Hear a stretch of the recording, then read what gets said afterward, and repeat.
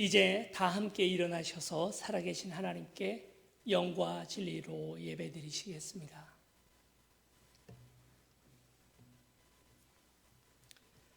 말씀으로 우주 만물을 창조하시고 크신 권능으로 이 세상을 통치하시는 하나님, 거룩한 주일에 저희들이 온 마음과 정성을 다하여 예배를 드립니다.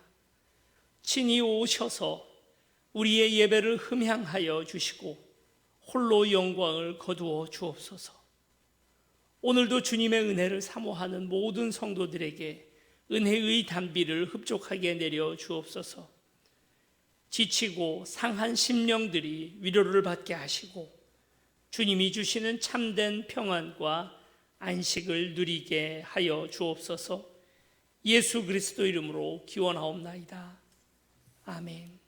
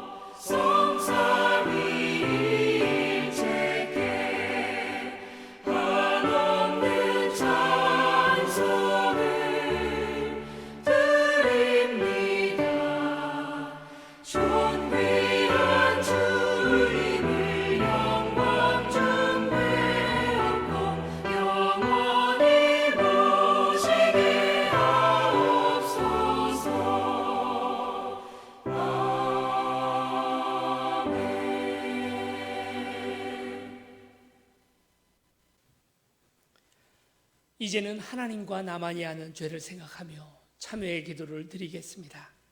지난 한 주간 우리의 죄와 허물을 하나님 앞에 고백합니다.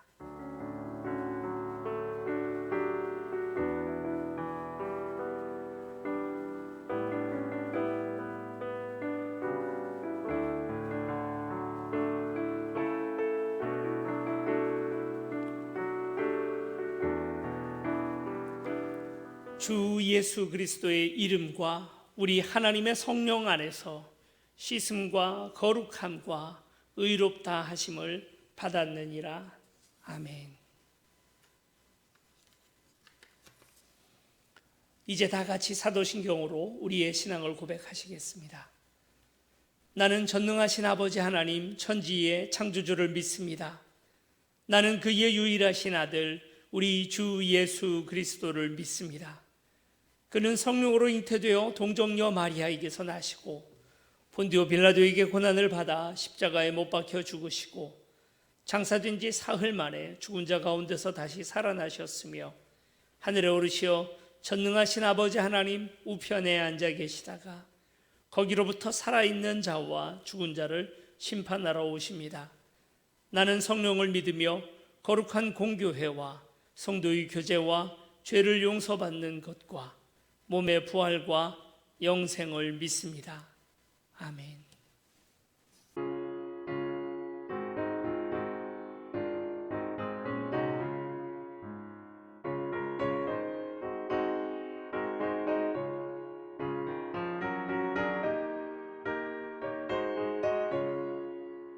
하늘의 찬송이 들리던 그날 죄악이 가득한 그날 밤에 동정녀 몸에서 탄생한 주님 우리를 구하러 오신 예수 살아서 사랑 죽어서 구원 묻혀서 내 죄를 담당하사 부활로 우리를 구하신 예수 다시 오시리 영광의 그날 갈보리 산으로 끌려가시사 십자가 위에서 죽으신 날 가시관 쓰시고 피 흘리시사 우리를 구하신 구주 예수 살아서 사랑 죽어서 구원 묻혀서 내 죄를 담당하사 부활로 우리를 구하신 예수 다시 오시리 영광의 그날 동산의 주 홀로 모지신 그날 고난을 이기고 쉬신 그날 천사들 내려와 무덤을 지켜 우리에게 소망을 주신 예수 살아서 사랑 죽어서 구원 묻혀서 내 죄를 담당하사 부활로 우리를 구하신 예수 다시 오시리 영광의 그날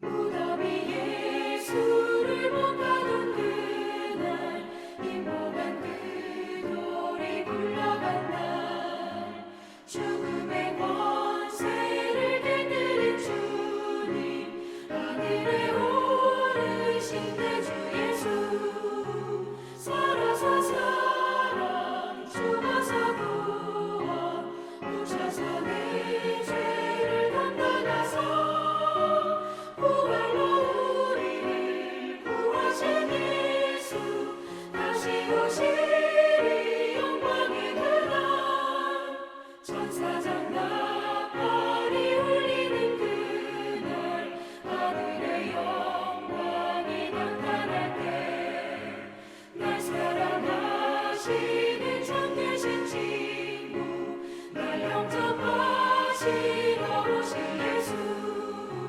살아서 사랑 죽어서 구원 묻혀서 내 죄를 담당하사 부활로 우리를 구하신 예수 다시 오시리 영광의 그날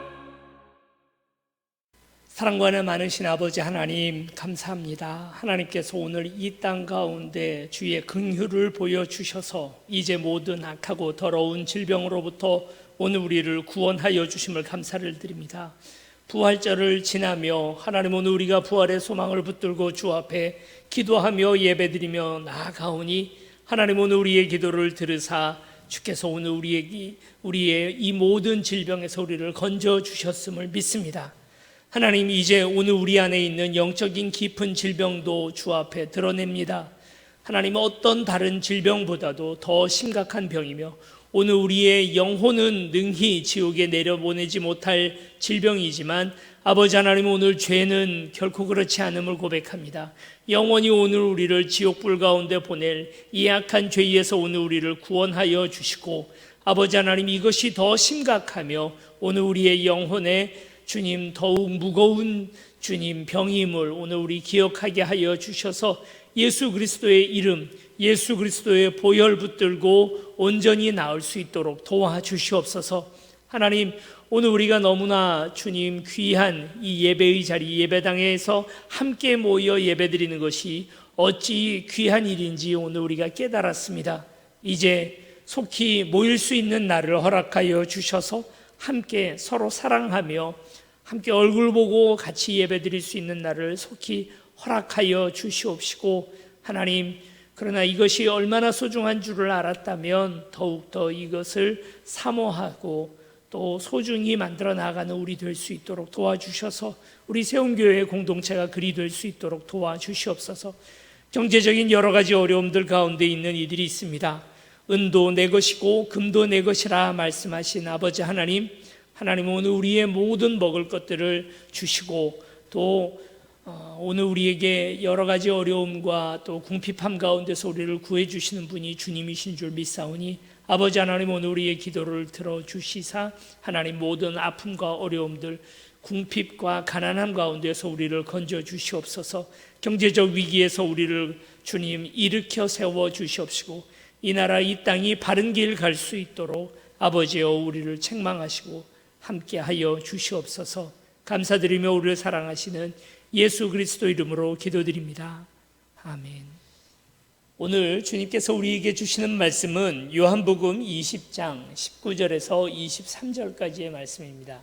요한복음 20장 19절에서 23절까지의 말씀을 한 목소리로 같이 읽으시겠습니다. 이날 곧 안식 후 첫날 저녁 때에 제자들이 유대인들을 두려워하여 모인 곳의 문들을 닫았더니 예수께서 오사 가운데 서서 이르시되 너희에게 평강이 있을지어다. 이 말씀을 하시고 손과 옆구리를 보이시니 제자들이 주를 보고 기뻐하더라. 예수께서 또 이르시되 너희에게 평강이 있을지어다. 아버지께서 나를 보내신 것 같이 나도 너희를 보내노라. 이 말씀을 하시고 그들을 향하사 숨을 내쉬며 이르시되 성령을 받으라. 너희가 누구의 죄든지 사하면 사하여질 것이요 누구의 죄든지 그대로 두면 그대로 있으리라 하시니라. 아멘. 여행을 해보신 분들은 태국의 수도 방콕을 여행을 할 때 꼭 가보는 그 코스가 있습니다. 뭐 수상가옥을 가보기도 하고 또 이곳저곳 가보는 곳도 많이 있습니다만 그 중에도 특별히 방콕 안에 있는 왕궁을 가보게 되죠. 그리고 그 왕궁 바로 옆에 있는 와투라케우 사원이라고 하는 곳을 아마 가보신 분들도 계실 겁니다. 이 사원은 뭘로 유명하냐면 그 안에 있는 에메랄드 불상이 있어요. 에메랄드로 만들어져 있는 그냥 어린아이 정도 크기의 아주 작은 불상입니다. 이 불상이 또 뭘로 유명하냐면 사계절 옷을 갈아입어요. 그 옷도 아주 황금으로 만들어져 있는 아주 화려하고 값비싼 옷입니다. 이걸 사계절 맞춰서 스님들이 갈아입혀 주는 거예요. 이 불상은 자기가 자기 스스로 옷을 갈아입지도 못하고 앉았다 일어섰다도 하지 못합니다. 수많은 관광객들과 그리고 또 불자들이 와서 그 우상 앞에서 머리를 조아리지만 그러나 사실 이 불상은 아무것도 하지 못하죠. 왜 그렇습니까? 이건 살아있는 것이 아니기 때문에 그래요. 불상은 살아있지 않잖아요. 그러니까 자기 자유가 없고 그렇습니다. 이사야서 44장 말씀에 보면 44장 15절 말씀에 이렇게 말합니다. 이 나무는 이제 이사야서 44장이 우상에 관련된 이야기를 우리에게 이야기를 하면서 이렇게 얘기를 하죠. 이 나무는 사람이 땔감을 삶는 것이거늘 그가 그것을 가지고 자기 몸을 덮기도 하고 불을 피워 떡을 굽기도 하고 신상을 만들어 경배하며 우상을 만들고 그 앞에 엎드리기도 하는구나. 그 중에 절반은 불에 사르고 그 절반으로는 고기를 구워 먹고 배불리며 또 몸을 덮게 하여 이르기를 아하 따뜻하다 내가 불을 보았구나 하면서 그 나머지로 신상 곧 자기의 우상을 만들고 그 앞에 엎드려 경배하며 그것에게 기도하여 이르기를 너는 나의 신이니 나를 구원하라 하는도다. 이렇게 말하고 있습니다. 이게 무슨 말이냐면 나무를 그냥 한 통나무 하나를 가져다가 그 나무에서 절반 정도는 잘라가지고 장작으로 만들어가지고 그걸로 몸을 따뜻하게 그렇게 뭐 난로 불을 때우고 그리고 또 고기를 구워 먹기도 하고 그리고 그 남은 토막을 가지고 사람 모양을 만들어가지고 그걸 그냥 세워놓고 신이라고 절하고 경배하고 뭐라고 얘기를 하냐면 너는 나의 신이다라고 말한다는 거예요. 그 우상 숭배의 가장 중요한 포인트가 바로 뭐냐면 신이 내 마음대로 움직일 수 있는 신이라는 거죠.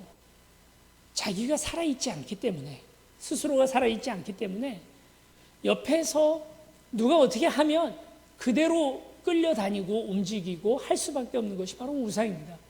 우상이 나쁜 게 바로 이거예요. 신을 사람이 통제하고 사람이 소유한다는 것이죠. 그래서 내 마음대로 내가 원하는 대로 쓰게 되는 거예요. 예전에 제가 이제 막 교회를 다니기 시작할 때였습니다. 그때 저희 어머니가 뭐 병환 중에 계시면서 제가 처음 예수님을 믿게 되었던 건데 어머니가 늘 가지고 다니시던 은 목걸이, 은 십자가 목걸이가 있었어요. 그걸 항상 어머니다 생각을 하고 그리고 또 예수님이다 생각을 하고 목에다 메고 다니는 거죠. 뭐 신앙도 잘 모르고 성경도 잘 모르니까 그냥 뭐 부적같이 여겨졌던 모양이에요. 그러나 아직 뭐 예수님을 만나고 거듭난 것도 아니고 아직 확실하게 본격적으로 믿겠다고 하던 때가 아니니까 뭐 이전처럼 대학 친구들이랑 술도 마시러 다니고 하는 거예요.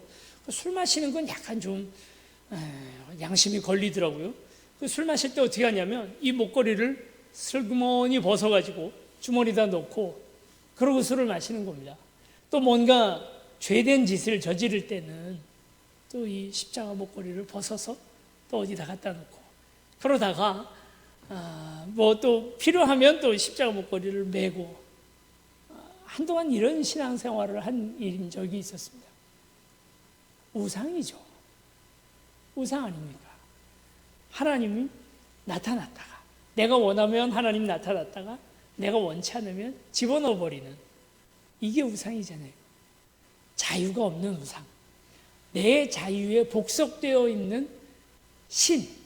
그게 바로 우상입니다. 우린 여호와 하나님을 믿고 예수님을 믿으면서도 마치 우상을 믿는 것처럼 이게 뭐 와프르케우 사원에 있는 어떤 불상을 비웃을 것도 없어요. 사실 오늘 우리도 똑같이 그렇게 하고 있는 짓거리들이 있다는 거예요. 우리도 내 마음대로 하나님을 조각하고요. 하나님의 모양을 내 마음대로 조각을 해버려요. 내 스타일대로 만들어요. 어떤 하나님 좋습니까? 하나님, 사랑의 하나님, 위로하시는 하나님, 우리를 성공할 수 있도록 옆에서 도우시는 복 주시는 하나님, 너무 좋은 하나님이죠. 그런 하나님은 하나님인데 다른 가끔 징계하기도 하시고 우리를 가르치시거나 우리를 변하게 하려고 하시는 하나님은 그 하나님 좀 싫거든요. 그 내 하나님 아니에요. 사랑의 하나님 내 하나님이고 원래 사랑도 사랑 나름 아닙니까? 어떤 사랑은 때로는 징계하기도 하고 혼내기도 하고 또 가르치기도 하는 것이 사랑인데 그게 진짜 사랑인데 우리가 생각하는 비뚤어진 사랑이라는 건 그저 나한테 좋은 말 해주고 잘 대해주고 이런 것만 사랑이라고 자꾸 생각을 한단 말이죠. 그래서 나는 내 하나님을 그렇게 상상해버려요. 성경에 나와 있는 진짜 하나님을 만나는 게 아니라 이 안에 하나님이 어떤 분인지에 대해서 물어보는 게 아니고 내가 좋아하는 하나님을 만들어서 그 하나님을 내가 끌고 다닌다는 거예요. 하나님의 자유를 뺏어버리는 거죠. 이게 우상숭배의 핵심입니다. 자, 이렇게 놓고 보면 2000년 전 이 땅에 오셨던 예수 그리스도는 진짜 우리 스타일 아니죠. 유대인들도 그렇게 생각했어요. 유대인들도 그동안 메시아를 오랫동안 기다렸던 것 아닙니까? 그들은 그들의 자기 스타일의 그 메시아를 늘 그리고 있었어요.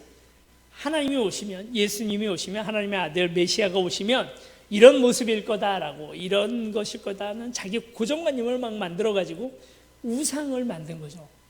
그런데 예수님이 오셨는데 자기들이 만들어 놓은 이 표준 메시아하고 실제로 오신 예수님하고 너무 안 맞는 거예요. 안 맞아요. 그러니까 어떻습니까? 이 예수님이 싫은 거죠. 제자들은 달랐나요? 제자들도 똑같아요. 제자들이 생각했던 메시아의 고정관념이 있었어요. 그런데 그 메시아와 예수님과는 아주 많은 차이가 있었다는 거죠. 불편해요, 그렇게 되면. 그럼 자꾸 예수님을 내 마음대로 만들거나 아니면 예수님 피하고 싶어지는 거예요. 그러나 예루살렘에 오신 예수님은 이제 예루살렘에 오셔서 그 유대인들의 그 성전 안에서 성전에 매매하는 것들을 다 둘러 엎으시고 돈상을 바꾸시고 그렇게 막 엎으시고 하시는 예수님은 더 이상 피할 수 없는 예수님이거든요. 이 예수님을 그 자유를 뺏어버릴 이유가 생긴 거예요. 여러분, 우리가 우상숭배하고 우리 하나님을 믿는 것하고 가장 다른 것이 무엇입니까? 우상은 죽어 있는 거예요. 하나님은 어떻습니까? 살아계십니다. 살아있다는 건 자기 자유가 있고요. 자기가 움직이고 싶은 대로 움직이고 생각하고 싶은 것을 생각하고 자기가 뜻하고 꿈꾸는 것들을 다 만드는 것이 그게 자유고 그게 살아있는 것 아닙니까? 하나님 살아계시다면 여러분 어떻게 되나요? 만약에 이 죽어있는 물건, 이와 같은 손수건이라면 제가 원하는 게 있잖아요. 그렇지만 손수건은 저한테 원하는 게 없어요. 우상이라는 게 딱 이런 거죠. 죽어있기 때문에 내가 그에게 뭘 원하는 건 있을지 몰라도 그가 내게 원하는 건 없거든요. 이게 우상 아닙니까? 마치 우리 하나님 앞에 기도를 하는데 기도의 가장 중요한 포인트는 뭐예요? 하나님이 내게 뭘 원하시는지를 그걸 캐치를 해서, 그렇죠? 그게 가장 중요한 거잖아요. 그리고 또 내가 원하는 걸 하나님 앞에 말씀드리는 것도 기도이지만 그러기 이전에 당신이 뭘 원하시는지를 묻고 그걸 내 안에 체득화하는 시간이 바로 기도 시간 아닙니까? 왜냐하면 하나님 살아계시기 때문이거든요. 하나님이 죽으신 분이라면 내가 그 대상에게 원하는 건 있을지 몰라도 그분이 나한테 원하는 건 없어도 괜찮은 거예요. 죽은 하나님 취급을 하고 있는 거죠. 우리가 우리의 기도를 마치 이렇게 기도를 한다는 거죠. 내 원하는 걸 하나님 앞에 강요해서 하나님에게서 그걸 얻어내면 그게 진짜 기도의 능력이라고 우리는 자꾸 그렇게 생각을 해요. 그게 아닙니다. 진짜 기도의 능력은 하나님이 뭘 원하시는지를 그걸 민감하게 알아듣고 내가 원하는 게 있더라도 그걸 접어두고 내려놓을 수 있는 기도가 그게 진짜 기도 아니겠어요? 하나님 살아계시니까. 하나님 살아계신데. 이게 안 되면, 이걸 원하지 않으면 하나님을 죽여야죠. 하나님의 자유를 뺏어야죠. 하나님을 없애버려야죠. 하나님을 고정시켜 놓거나 가둬야죠. 그분이 자유롭게 말하고 그분이 자유롭게 돌아다니게 하면 안 되죠. 그래서 사람들이 어떻게 합니까? 유대인들이 그걸 해버린 거예요. 예수님을 박제로 만들어버린 거죠. 십자가에 매달아 버린 거예요. 그의 자유를 뺏어버린 거예요. 더 이상 말하지 못하게 만드는 거예요. 제일 좋은 방법은, 쉬운 방법은 죽음이라고 하는 감옥에다가 가둬버리는 겁니다. 그럼 내 마음대로 해도 되잖아요. 십자가는 유대인들이 왜 예수님을 십자가에 못 박았는가? 이게 핵심 포인트예요. 예수님을 내 마음대로 해버리기 위해서, 하나님을 내 소유처럼 휘두르기 위해서 십자가에 고정시키고 박제를 만들어버린 거죠. 무덤에다가 가둔 것입니다. 그의 자유를 빼앗은 것이 바로 십자가 사건이라는 것입니다. 그런데 예수님 어떠십니까? 예수님은 죽음이라고 하는 쇠사슬을 끊어버리고요, 부활하셨어요. 승리하셨습니다. 더 이상 죽음에 속박되지 않았어요. 예수님을 믿는 사람들 중에 특별히 여인들이 이제 예수님에게 향품을 가져다가 장례를 마무리하기 위해서 예수님을 찾아서 무덤에 갑니다. 무덤에 있어야 돼요. 무덤에다가 뒀거든요. 죽은 자였다면 무덤에 그냥 있었을 것입니다. 그런데 갔더니 무덤 문이 열려 있고 그 꽁꽁 싸매놨던 세마포 다 풀어 헤치고 예수님 없어요. 거기에 예수님 없어요. 우리가 두었던 자리에 예수님 없어요. 우리가 만들어 놓은 우상 예수님은 없다고요. 우리가 여기 당연히 예수님이 있을 거라고 생각하는 자리에 예수님 없어요. 그러면 예수님 어디 있나요? 그 울고 있던 무덤 앞에서 슬퍼하고 있던 그 여인들 앞에 나타나시고요.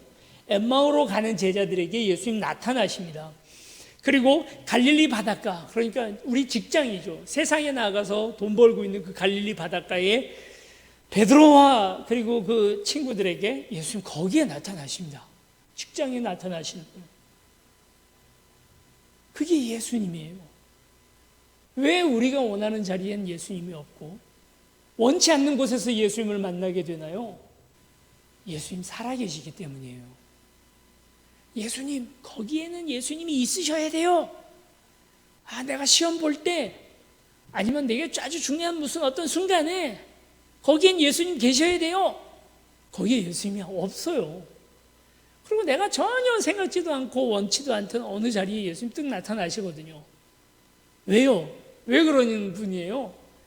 그분이 죽은 분이라면 내 마음대로 그렇게 할 수 있지만 살아계신 분이니까 그분의 자유의지를, 자기 뜻을 가지고 자기가 움직이시는 분이 우리 예수님이십니다. 예수님을 우리가 예수님이 자유의지를 가지시고 움직이시면 굉장히 불편해져요. 안 그렇겠습니까?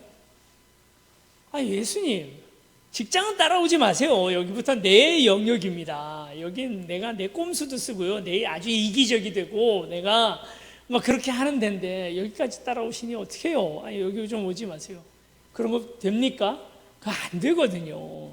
예수님 자기 원하시는 대로 가시거든요. 여러분, 예수님 집에까지는 따라오지 마세요. 그런 거 안 되거든요. 예수님 우리와 동행하고 계셔요. 그냥 자기 자유를 가지시고 살아계신 분이기 때문에. 죽어있는 나무 십자가에다가 예수님을 못 박잖아요. 죽은 자에게 못 박혀 있는 동안, 죽은 것에게 못 박혀 있는 동안에는 나도 꼼짝없이 거기 고정될 수밖에 없지만, 살아있는 것에 이렇게 묶여 있는 동안에는 나도 자유를 얻을 수가 있는 것입니다. 내가 예수님에게 속박되어 있는 동안에는 나도 참된 자유를 얻을 수가 있는 것이죠. 그래서 여러분,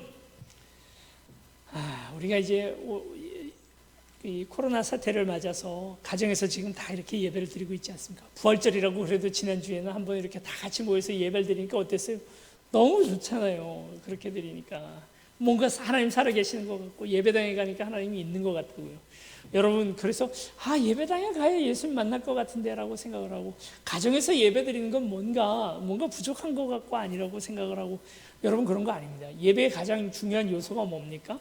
예배당, 풍금이나 아니면 오르간 같은 거 다 있고, 그리고 실시간으로 얼굴을 보면서 예배를 드려야 예배냐? 그건 예배의 중요 요소가 아니에요. 한참 뒷순위입니다. 진짜 중요한 예배의 순위는 무엇입니까?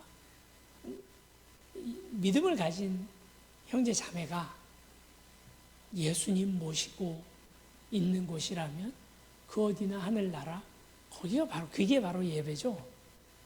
지금 예배당은 여러분들이 지금 예배드리고 있는 지금 현 시점에서 문 걸어 잠글 거예요. 제가 여기는 아무도 없어요. 여기 예수님 없어요. 예배당에. 예수님 그러면 어디 계십니까? 여러분들과 함께 계시잖아요. 지금 거기에.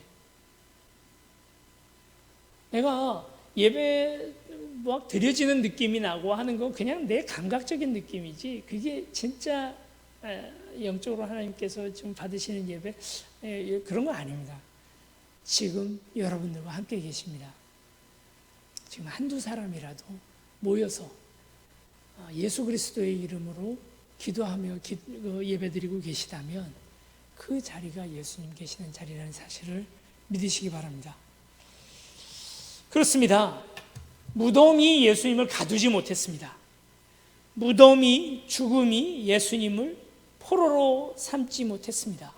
그분은 살아나셨고, 그래서 죽음의 쇠사슬을 끊고 부활하셔서 지금 다니고 계십니다. 어디로 가셨냐면 제자들이 무서워서 마가의 다락방에 모여서 문을 다 걸어 잠그고 덜덜 떨고 있는 그 자리 한가운데에 가 계셔요. 그게 어떻게 가능해요? 문을 다 걸어 잠갔는데 어떻게 그게 가능합니까? 예수님이 살아계시니까 가능한 거예요. 어떤 물리적인 저항이 예수님에게 그런 어떤 장애가 되지 않아요. 그냥 원하시는 곳에 가서 서셨어요. 제자들이 깜짝 놀랐겠죠? 문을 다 걸어 잠갔는데. 자, 여러분 보세요. 한번. 예수님은 우리가 우리의 죄 때문에 예수님을 십자가에 못 박아 버렸다고요.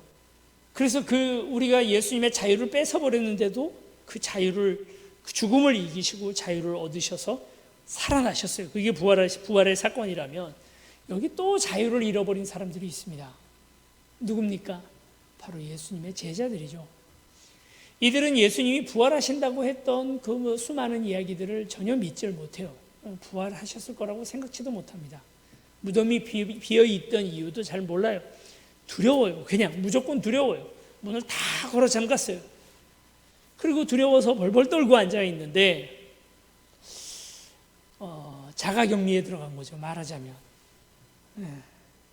스스로 세상과 차단하고 자가격리에 들어간 사람들에게 이들이 자유를 잃어버린 이유가 뭡니까? 이들은 왜 갇혀버렸나요? 그거죠. 바로 두려움 때문이에요. 무서워서 자유를 잃어버렸어요. 그들에게 예수님께서 오십니다. 예수님 오셨습니다.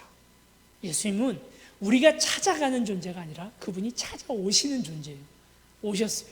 한가운데 서셔서 제자들에게 이렇게 선언하십니다. 너희에게 평강이 있을지어다. 여러분, 요거 평강이 있을지어다. 이것이 이제 히브리어로 하면 여러분 다 잘 아시는, 히브리어 얘기하면 왠지 목사가 히브리어 얘기하고 그러면 역시 뭐 배운 게 다르구나 뭐 이런 생각도 들고, 난 모르는 얘기하네 이렇게 생각이 되잖아요. 이건 너무 쉬운 히브리어예요. 여러분 다 잘 아시는 히브리어입니다. 샬롬, 평강이 있을지어다. 이렇게 말씀하신 거죠. 평상심을 다 잃어버렸어요. 막 두려워서, 무서워서 내가 평소에 있었던 그런 평안한 마음들을 다 잃어버린 이들에게 예수님께서 오셔서 우리의 마음 평안하게 해주십니다.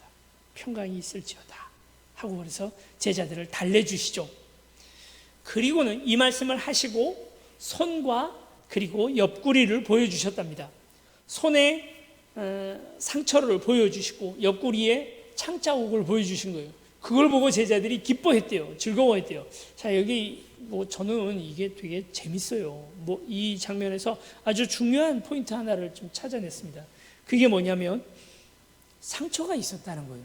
예수님에게. 예수님 지금 부활하셨잖아요. 다시 사셨어요. 영원히 이 모습으로 다시 살아나셨는데 그 모습 속에 상처는 가지고 다시 부활하셨다는 거예요. 없어질 수도 있잖아요. 이 상처가 없어져야 또 사는 것 아닙니까? 상처가 없어야, 더 이상 피를 흘리지 않아야, 창구멍이 없어야, 그래야 다시 사는 거 아니에요?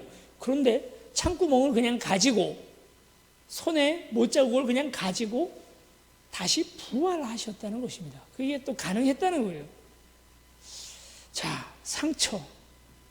이 상처가 그냥 있어요. 우린 주님 안에서 믿음을 가지고 주님을 만날 때, 주님을 경험할 때 상처가 치유될 거라는 것을 믿습니다.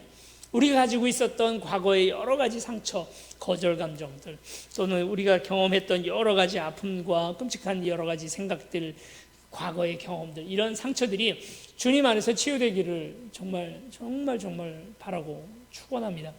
그런데요, 이 상처가 싹 없어져서 이제 더 이상 그걸 기억해도 슬프지도 않고 아프지도 않고 피 흘리지도 않고 눈물도 안 나는, 그래서 그 얘기해도 그런 일이 있었는가 하고 하하호호 웃을 수 있는 그 상태가 상처의 치유라고 우리는 생각을 하잖아요. 그렇게 되는 상태까지 되어야 그게 상처 치유라고 생각을 하는데, 그런데 오늘 지금 예수님을 한번 보세요. 예수님 그냥 그 상처를 고스란히 가지고 부활하셨다니까요.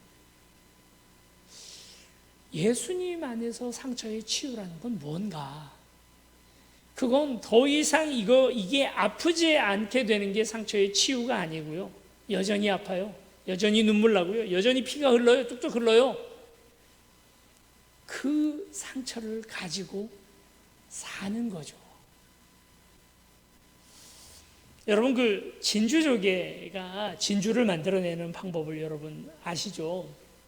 진주조개 안에 이물질이 들어오면 다른 조개 같으면 뭐 그 이물질을 털어내거나 뱉어내거나 뭐 이럴지 모르겠는데, 이 진주조개는 어쨌든 이물질이 들어오니까 이게 너무 힘들잖아요. 근데 이걸 뱉어내지 못하고 자꾸 이제 뭐가 나고 막 하다 보니까 자기 조개살을 자꾸 이렇게 찌르고 자극하고 하는데, 그러니까 이제 이 상처 들어온 이물질을 자기 안에서 물질을 하나 만들어 가지고 이걸 쌉니다. 부드럽게 만들어요. 그리고 또 싸고 또 싸고 오랫동안 이걸 쌉니다. 그래서 이게 구슬이 되는 거예요. 영롱하게 빛나는 진주가 그렇게 만들어지는 거죠. 상처가 진주가 되는 거예요. 그런 방법, 그런 원리로 진주가 만들어지는 거거든요. 내겐 상처였는데 이 상처를 녹여내고 소화하고 감쌌던 것이 나의 인격을 만들고 진주처럼 영롱한 보석이 된다는 거죠. 헨리 나우엔이라고 하는 유명한 분이죠. 그분이 썼던 책 중에 상처 입은 치유자라고 하는 책이 있습니다. 이 책의 내용은 이런 거예요. 누군가 다른 사람에게 치유를 해주는 사람은 상처를 입은 사람이라는 거죠. 내가 이미 상처를 받아보고 아파보고 힘들었고 그것 때문에 눈물 흘리고 있기 때문에 누군가 다른 사람의 눈물이 훨씬 더 잘 이해가 되고 체감이 되고, 그래서 그 사람을 또 치유해 줄 수 있다는 것입니다. 그 골프 좋아하시는 분들이 계시는지 모르겠습니다만 옛날 골프공은 맨들맨들한 그냥 그렇게, 지금 곰보공이잖아요. 곰보처럼 이렇게 홈이 파여 있는 그런 모습 아닙니까? 근데 옛날 골프공은 맨들맨들했답니다. 근데 그걸 골프채로 아주 강하게 타격을 하고 하니까 이게 움푹움푹 들어가가지고 이렇게 곰보처럼 돼버린 거예요.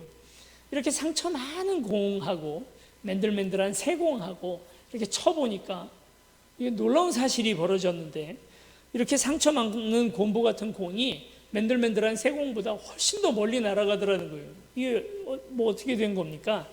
이 골프공에 들어가 있는 이 상처 이 홈이 공기 저항을 훨씬 덜 받고요. 그리고 이 안에 공기의 흐름이 만들어져서 이것이 마치 하나의 날개와 같이 되어서 공이 더 멀리 날아가게 만들어주는 거죠.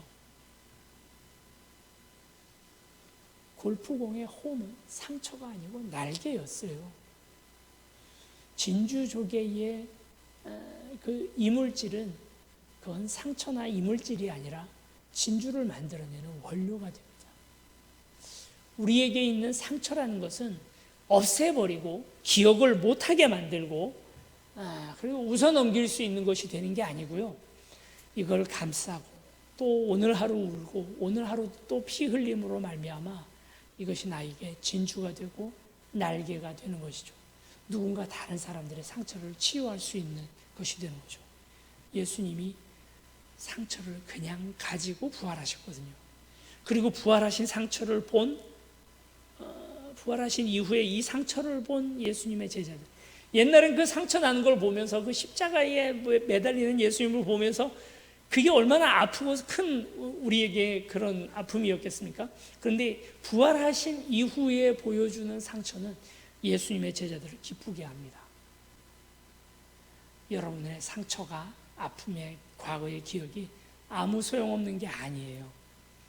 옛날 중세시대에는요, 수도사들이 깊이 기도를 하다 보면, 예수님의 십자가를 묵상하면서 깊이 기도하다 보면 가끔 이상한 스티그마라고 하는 이상한 현상이 벌어지기도 했대요. 이 손목에 예수님 마치 못자국과 같은 상처가 골마 나더니 여기서 피가 나고 정말 구멍이 뚫리는 그런 상처들, 그런 기적들이 기록이 되어 있습니다. 뭐 최근에도 그런 일들이 벌어지기도 하죠. 그리고 뭐 이마에는 마치 가시면류관을 아무 자극도 준 적이 없고 그냥 그러고 있었는데 기도를 했을 뿐인데 여기에 가시 자국이 생기고 피가 뚝뚝 떨어지기도 하고 막 이러는 거죠. 이걸 이제 스티그마, 그러니까 예수님께서 우리에게 주시는 상처라는 뜻이죠. 성흔, 우리는 성흔이라고 그렇게 또 번역을 합니다만 이걸 스티그마라고 하잖아요. 그런데 그것만 스티그마입니까? 내 인생에서 인생을 살면서 내게 생긴 이 상처, 그래서 남을 도와줄 수 있고 남을 기쁘게 해줄 수 있는 상처라면 이것도 스티그마 아니겠어요? 이것도 성흔이죠. 예수님이 영원히 그 상처, 그 못자국을 가지고 살아가시는 것처럼 오늘 우리도 우리의 상처를 일정 부분 가지고 이고지고 살아가야 합니다. 이게 분명히 주님의 큰 은혜와 사랑이 이 안에 있다는 사실도 언젠가 우리가 다 같이 고백할 수 있게 되기를 축원합니다. 그래서 제자들에게 이 손과 옆구리에 상처를 보여주니까 제자들이 기뻤어요. 너무 기뻤어요. 환호를 하고 기뻤겠죠. 야, 그렇구나. 진짜 부활하셨네. 이게 말도 안 될 거라 생각하고 믿지 못했던 사건이 진짜 내 눈앞에서 벌어지는구나. 기뻤겠죠. 그랬더니 21절에 이렇게 말합니다. 예수께서 또 이르시되 너희에게 평강이 있을지어다. 다시 한번 평강을 얘기해요. 이 앞부분에 19절에서 이야기하는 평강이 있을지어다는 두려워 떨면서 자신의 평상심을 잃어버린 이들에게 평안을 선언하시는 거죠. 이번에는 반대로 너무 기뻐요, 사람들이. 그래서 막 흥분했어요. 막 이렇게 기뻐서 흥분하고 있는 이들에게 마치 이제 워워 하는 것처럼 아니야 잠시 진정해, 평강이 있을지어다. 평강을 다시 선언하시는 거죠. 왜냐하면 그 뒤에 아주 중요한 이야기를 하시려고 하시는 거예요. 예수님이 이 땅에 오신 아주 그 핵심 가르침을 가르치시기 위해서 그 기쁨을 잠시 내려놓게 하는 거죠. 평강을 다시 이야기하십니다. 그러고 나서 이제 하시는 이야기가 뭐냐면 아버지께서 나를 보내신 것 같이 나도 너희를 보내노라 이렇게 얘기합니다. 이 사복음서가 이날 이 장면을 다 기록하고 있는데 조금씩 다르게 기록을 합니다. 관점이 다르기 때문에 조금씩 다르게 기록을 하는데 공히 4개 복음서가 하나의 공통점이 있어요. 그게 뭐냐면 그 끝은 예수님께서 바로 이 얘기를 하신다는 거죠. 사명, 우리를 보내시는 장면이 나온다는 겁니다. 마태복음 오늘 그 유명한 너희가 땅끝까지 이르러 내 제자 삼아라 하는 그 지상명령이 바로 이날 이 자리에서 부활하시고 제자들을 만나서 있었다고 하고요. 바로 그 장면을 요한복음은 이렇게 적고 있는 것입니다. 뭐라고 얘기하셨다고 하냐면 아버지께서 나를 보내신 것처럼 나도 너희들을 이제 보낸다고 얘기를 하시는 거예요. 자, 여러분 이제 여기 중요한 포인트가 있죠. 뭡니까? 우리가 우리의 죄 때문에 우리가 더 죄를 저지르기 위해서 예수님을 십자가에 못 박아서 자유를 빼앗았어요. 그러나 예수님은 그 죽음을 이기고 죽음의 쇠사슬을 끊고 자유해지셨죠. 그게 이제 부활 사건이라고 말씀드리지 않았습니까? 그리고 예수님께서 와봤더니 예수님의 제자들은 두려움 때문에 자유를 잃어버리고 있어요. 그들에게 예수님께서 오셔서 하신 이야기가 무엇입니까? 평안하라라고 얘기하면서 그 두려움에서부터 이제 자유를 선언하시는 거예요. 뭐라고 얘기하십니까? 아버지께서 나를 보내신 것처럼 이게 이렇게도 해석이 가능합니다. 아버지께서 나를 풀어주신 것처럼, 자유하게 하신 것처럼 나도 너희를 풀어주노라, 보내노라. 사명을 가지고 세상을 향하여 그 사역지를 향하여 보낸다라는 뜻도 되지만 또 이 말은 나를 풀어준다라는, 자유케 한다라는 그 의미도 이 안에 같이 가지고 있는 것입니다. 그래서 오늘 우리의 자유를 선언하시는 거죠.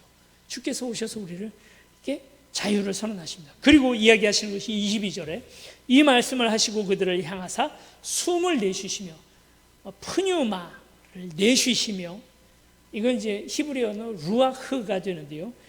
푸뉴마, 루아흐 다 같은 뜻을 가지고 있는데 숨, 영혼, 생명 다 같습니다. 바람이라는 뜻도 가지고 있고요. 태초에 하나님께서 우리를 흙으로 지으시고 그 코에다가 숨을 불어 넣으셨다 했을 때 바로 그 숨이에요. 그 숨을 불어 넣어 주셨어요. 그 예수 그리스도 안에 있던 성령을 우리에게 이제 부어넣어 주십니다. 성령을 받으면 어떻게 됩니까? 막 방언이 터지고 뭐 예언을 하고 신비한 어떤 능력들이 우리 가운데 드러나는 게 성령이라고 생각하는데, 그게 아니고 성령을 받으면 가서 전하게 돼요. 그게 제일 중요해요. 방언을 주신 이유도 전하라고 주신 거잖아요. 우리에게 그런 여러 가지 기도의 은사들을 주신 것도 전하고 복음을 전하는 삶을 위해서 우리에게 그걸 주신 거잖아요. 복음 전하라고 얘기를 해요. 성령을 너희에게 주셨으니 가서 너희는 복음을 전하라. 이사야서 61장입니다. 이렇게 말합니다. 이 사건이 있기 수백 년 전에 이사야가 예언했던 것이, 주 여호와의 영이 내게 내리셨으니 이는 여호와께서 내게 기름 부으사 가난한 자에게 아름다운 소식을 전하게 하려 하심이라. 나를 보내사 마음이 상한 자를 고치며 포로된 자에게 자유를, 갇힌 자에게 노임을 선포하며, 이렇게 말하고 있습니다. 이스라엘 사람들이 그 49년 희년이라고 말하잖아요. 희년에 한 번씩은 자기들이 가지고 소유하고 있던 모든 종들을 다 풀어줘야 됩니다. 자유를 선언해야 합니다. 이게 바로 희년 선포거든요. 예수님께서 오셔서 회당에서 성경을 열었던 것이 바로 여기 이사야서 61장을 열어요. 그리고 이 말씀을 읽으십니다. 자유를 선언하신다. 포로가 노임을 얻는다고요. 예수님이 이 땅에 오신 이유는 무엇입니까? 우리에게 자유를 선언하기 위해서 오신 거죠. 우리가 자유? 뭐에 대한 자유일까요? 막 세상에 아무 얽매이는 것 없이 그냥 내 마음껏 살아가는 걸 그걸 자유라고 말합니까? 그 자유를 얘기하는 게 아니고요. 요한복음 8장 32절에는 이렇게 말합니다. 진리를 알지니 진리가 너희를 자유롭게 하리라. 그들이 대답하되 우리가 아브라함의 자손이라 남의 종이 된 적이 없거늘 어찌하여 우리가 자유롭게 되리라 하느냐. 그러니까 예수님의 이야기를 듣던 유대인들이 이제 그 얘기를 듣고는 진리가 너희를 자유롭게 하리라 얘기하니까, 우리는 종이 아닌데 왜 우리 보고 종이라고 얘기를 하느냐. 그래서 왜 어떻게 우리한테 종된 적도 없으니 자유라는 것도 뭐 당연히 우린 자유가 있는 거지, 우리가 언제 자유 뺏긴 적이 있어? 이렇게 말한 거죠. 그랬더니 34절에 예수께서 대답하시되 진실로 진실로 너희에게 이르노니 죄를 범하는 자마다 죄의 종이다. 이렇게 얘기를 하는 거예요. 이번에 이제 정말 수많은 언론 지면을 다 뒤덮었던 최근의 뉴스가 엠번방 사건 아닙니까? 그래서 이 엠번방 사건을 볼 때마다 이거야말로 죄에 대한 가장 중요한 우리에게 보여주는 인사이트가 있다, 이런 생각이 들어요. 이 조주빈이라는 사람이 그 스스로도 언제부터 이런 죄에 하나씩 이 요령을 알아갔는지 모르겠지만, 이렇게 하면 여자들이 꼼짝도 못하는구나 하는 것들을 사악하게 알아갔어요. 그러다가 나중에 잡혀서 검찰에게 잡혀서 이 인터뷰하면서 했던 얘기가 뭡니까? 이 악마의 행동을 멈추게 해주셔서 감사합니다, 이렇게 말하잖아요. 그 자신도 죄의 포로가 됐다는 사실을 어느 순간 깨달았어요. 이걸 멈춰야 되는데 도저히 멈추지 못하고 극단까지 달려왔던 거죠. 죄의 무서움이 이거거든요. 멈추지를 못해요, 본인 스스로가. 자, 그리고 또 어떻습니까? 이 사람이 이 여성들에게 온갖 추악한 짓을 저지르고 그를 노예를 삼는 방법이 뭐냐면 이런 거예요. 처음에 뭐 이상한 사진을 한 장 찍게 합니다. 그걸 전송하게 만들죠. 그리고는 뭐라고 얘기를 하면, 너가 내 말을 안 들으면 이 사진을 전부 뿌려버리겠다 이래요. 그러니까 이 여성들이, 미성년 여성들이, 청소년들이죠. 청소년들이 그 말에, 그 협박에 꼼짝도 못하고, 그래서 종이 되어가는 거예요. 시키는 대로 다 하는 사람이 되어가는 겁니다. 죄가, 사탄이 꼭 이렇거든요. 우리가 죄의 종이 된다는 게 뭐 다른 게 아니에요. 죄의 그 달콤한 맛을 봐요. 그래서 그것을 끊지 못하고 계속 그 유혹에 살아가게 되는 거예요. 마치 알래스카에서 그 알래스카의 그 사람들이 그 늑대를 잡는 방법을 여러분 얘기 들어보셨습니까? 고기 사이에다가 면도칼을 넣어놓는다는 거예요. 그리고 그걸 얼려놓는다는 거죠. 그래서 그 황량한 눈 벌판 위에다가 그걸 놔둬요. 그럼 늑대들이 그 냄새가 나니까 와서 보니까 그 피자국이 선명한 그 고기를 보군요. 그게 이제 얼어 있으니까 이걸 혀로 핥기 시작한다는 거죠. 근데 그 안에 있는 면도칼이 있거든요. 자기 혀가 비어져요.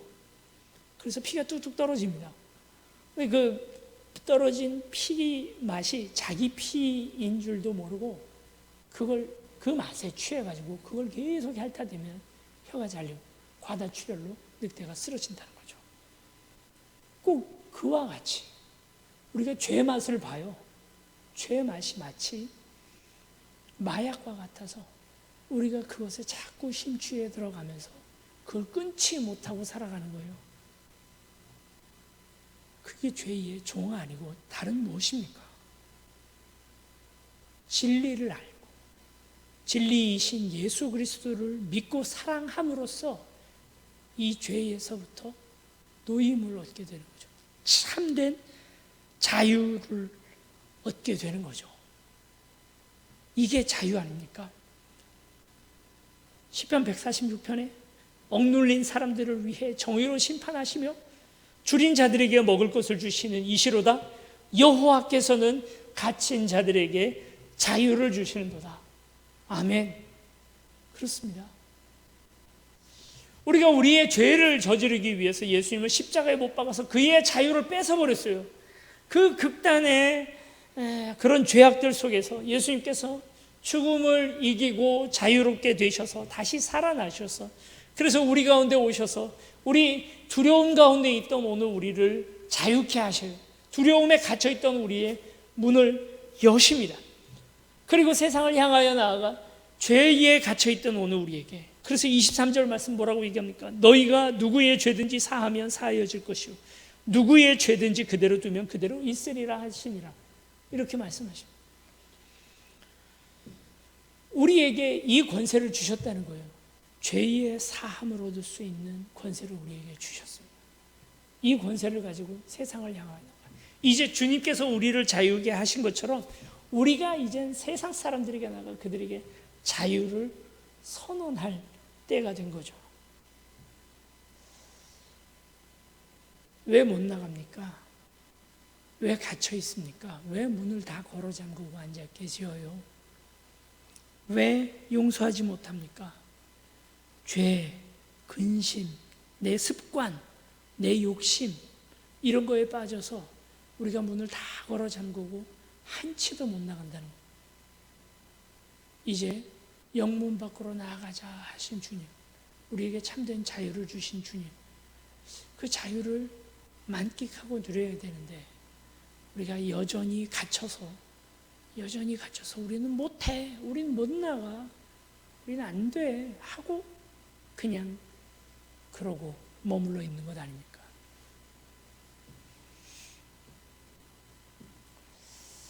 우리의 자유는 속박됨으로써 얻게 되는 자유입니다. 특별한 거예요. 그냥 우리를 풀어줘서 그냥 칠랄래 팔랄래 가고 싶은 대로 마음대로 가는 게 아닙니다. 귀신이 들어있던 어떤 집에 깨끗이 청소를 하고 귀신을 쫓아냈더니 이 귀신이 이곳저곳을 다 돌아다니다가 다시 이 깨끗해진 집으로 돌아와 보니까 어때요? 주인이 없거든요.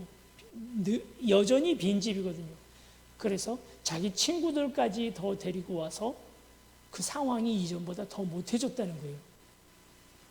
여러분, 그냥 자유를 얻는 것 자체가 죄로부터 우리가 사함을 받았다는 것 자체가 우리를 더 행복하게 해주고 더 낫게 해주지 않습니다. 이걸로 끝나는 게 아니고요. 주인을 만나야 돼요. 이 빈집이 주인이 있어야 그래야 자유해집니다. 죽은 것에게 묶여 있으면 자유를 못 얻는 거죠. 십자가 아니면 뭐 나무 기둥 이런 데다가 묶어놔 봐요. 아무 데도 못 갑니다. 살아있는 자에게 묶인다면 어떨까요? 다닐 수가 있죠. 움직일 수 있어요. 도리어 그 안에 자유가 있어요. 여러분, 예수님에게 묶이면 자유가 있습니다. 그 안에 진짜 자유가 있어요. 그냥 아무로부터도 아무 속박도 받지 않는 것을 자유라고 말하는 게 아니고 우리 원래 있던 자리로 돌아가는 게 그게 진짜 자유잖아요. 우리 예수님에게 돌아가서 예수님에게 묶이고 예수님께 순종하게 되면 거기에 진짜 자유가 있는 줄로 믿습니다. 그분을 사모하고 그분을 만나서 그분 안에서 얻게 되는 참된 자유, 진리를 알지니 진리가 너희를 자유케 하리라. 이제 함께 같이 찬양하시고 같이 이 기도 제목을 가지고 기도하시겠습니다.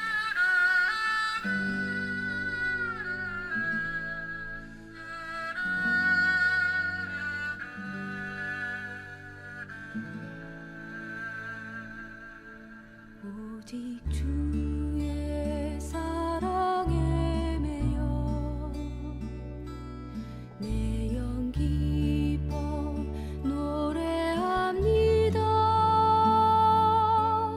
이 소망의 언덕 기쁨의 땅에서 주께 사랑 드립니다.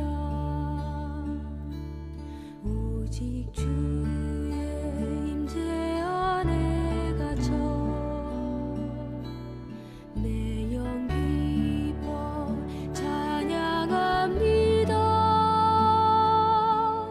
이 소명의 언덕 거룩한 땅에서 주께 경배드립니다.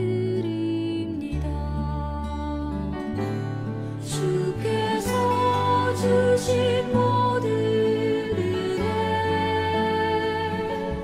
나는 말할 수 없네. 내 영혼 즐거이 주 따르렵니다. 주께 내 삶 드립니다.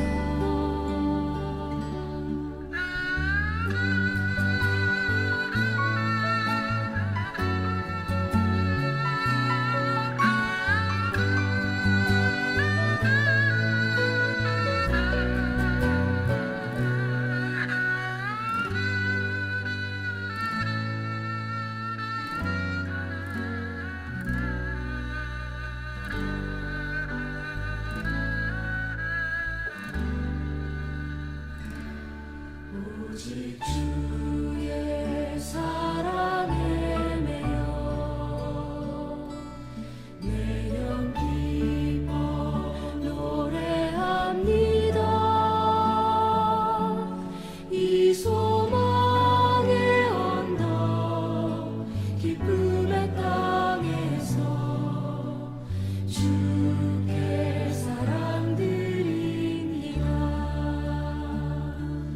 오직 주의 임재 안에 갇혀 내 영 기뻐 찬양합니다. 이 소명의 언덕 거룩한 땅에서 주께 경배드립니다. 주께서 주신 모든 은혜 나는 말할 수 없네. 내 영혼 즐거이 주 따르렵니다. 주께 내 삶 드립니다. 주께 내 삶 드립니다.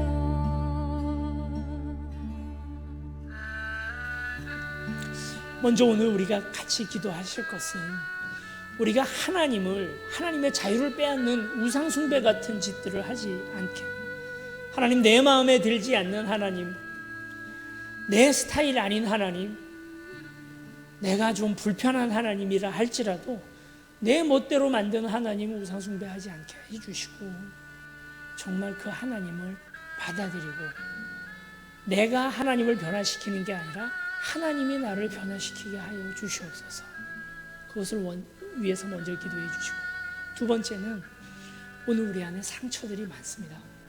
그러나 그 상처를 성흔, 스티그마가 되게 해주셔서 진주처럼 감싸게 해주시고, 골프공의 홈처럼 그것으로 더 멀리 날아가는 추동력이 되게 하여 주시옵소서.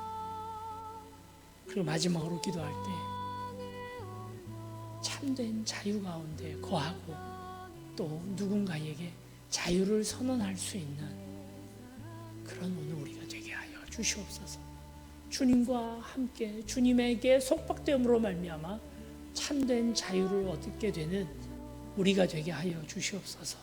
우리 그것을 위해서 함께 기도하시겠습니다. 사랑과 은혜 많으신 아버지 하나님, 오늘 우리의 미련함을 봅니다. 우리가 예수님을 십자가에 못 박았습니다. 우리가 우리 마음대로 살아가려고 우리가 예수님을 우상으로 만들어버리고, 그래서 내 말 듣는 예수님, 자유 없는 예수님, 무덤에 가둬버리고 십자가에 못 박아 버렸습니다. 그러나 주님, 이것이 우상숭배의 큰 죄악임을 깨닫고 내 마음대로 재단한 예수님이 아니라, 그런 하나님이 아니라 성경이 말하는 참된 하나님을 만나게 하여 주시옵소서. 하나님, 오늘 우리 안에 여러 가지 상처가 있습니다. 그러나 그 상처를 고스란히 가지고 오롯이 부활하신 예수님의 모습을 닮아 오늘 우리도 이와 같이 이 상처를 도리어 진주로 만들어 나가고 나의 날개로 여겨 나가는 그 과정, 여전히 피 흘리고 여전히 눈물 나고 여전히 아프지만 이 상처로 말미암아 남의 상처를 더욱 깊이 만져줄 수 있는 우리가 될 수 있도록 주여 도와주시옵소서. 더불어 기도하기는 하나님, 주께서 자유의 지심과 같이 오늘 우리에게도 자유를 주심을 감사를 드립니다. 우리의 이웃들에게 이 자유를 선언할 수 있는 우리 되게 도와주시고, 진리를 알지니 진리가 너희를 자유롭게 하리라 말씀하신 그 말씀처럼 하나님, 죄에서부터 벗어나 참된 자유를 누리고 살아가는 우리 될 수 있도록 도와주시옵소서. 감사드리며 예수 그리스도 이름으로 기도드립니다.